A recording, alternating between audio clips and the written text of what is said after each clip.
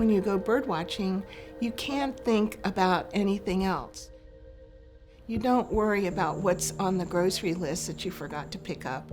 Now you're concentrating on, wow, what kind of warbler is that? Oh my goodness, I hear something up in the trees. Is it a chickadee going dee, dee, dee? You know, how wonderful it is to be able to drop the day-to-day and enjoy the life around you.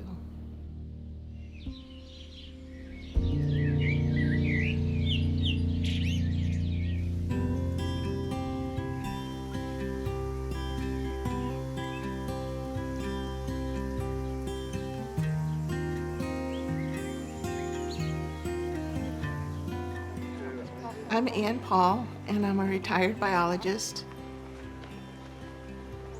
Tampa Audubon hosts a nature walk at Lettuce Lake Park the second Saturday of every month. Oh, there she is. Okay. Did you see still in red star? It's really designed for beginning birders, people who are just learning how to maybe use binoculars or how to spot birds or what the birds are that they're seeing. So many times we'll get as many as 25 or 30 species on one of those walks. It's amazing what we do see, and Lettuce Lake never disappoints. Mick. Sure. Okay. Water thrush. All right. That's a specialty, guys. See where my light is? Go to the left. still enough. There, the light is actually hitting on that far shore, and it's been walking, it's a little bit there. It's right down by the water's edge. He's right beside that bright yellow leaf. Northern water thrush. Actually a warbler. Yippee! Birdwatching is really popular because everybody can do it. You don't have to be a supreme athlete. It does help if you have some equipment, if you have binoculars.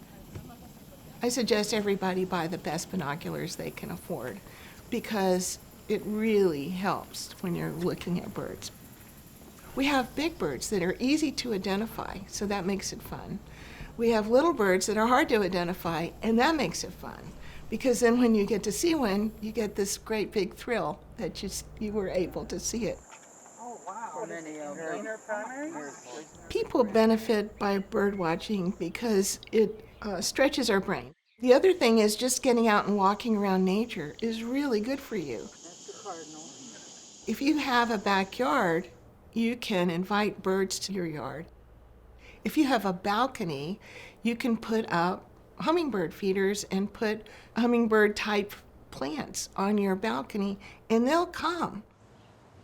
It's a great thing to have bird feeders in your yard because you really benefit from it yourself. So I've been here for a while. I'm actually a native Floridian, was born in Gainesville. When I worked for Audubon, I was hired as a bird monitor, or actually a seasonal warden. Then I was promoted to assistant sanctuary manager, and then I became something called regional coordinator, which I never knew what that meant, so I figured it just meant anything I wanted to do.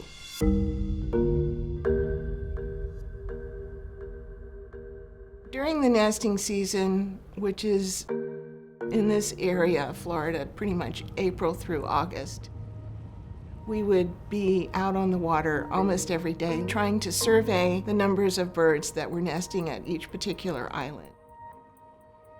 So we've got a few wading birds over here. I've got tricolored heron chicks, snowy egrets, a lot of anhinga in here too.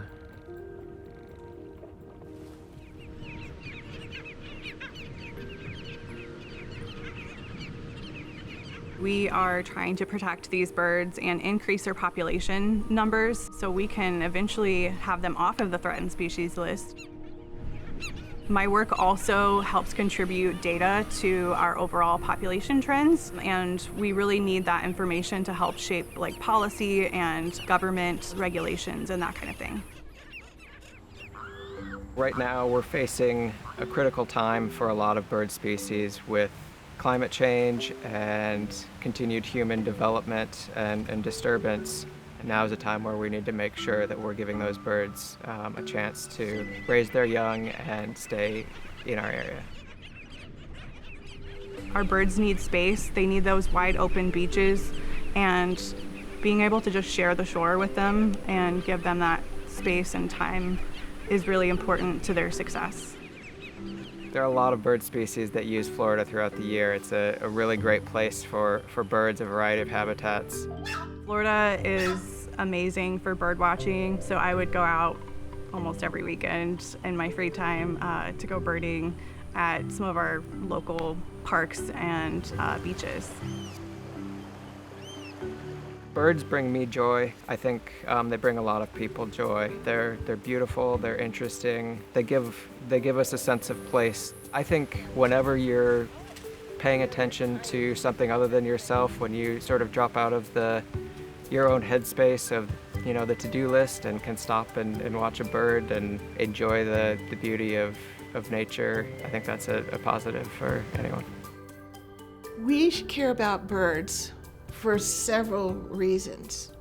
One, I think, which is really important for us to think about, if habitats can't support birds, they're not good for people either. We need clean air and water. This is good for birds. But guess what? It's good for us. It's good for our children and our grandchildren. We need open space because it does our hearts and souls good to get out and walk in nature. They are part of the world that has been given to us. It's our legacy.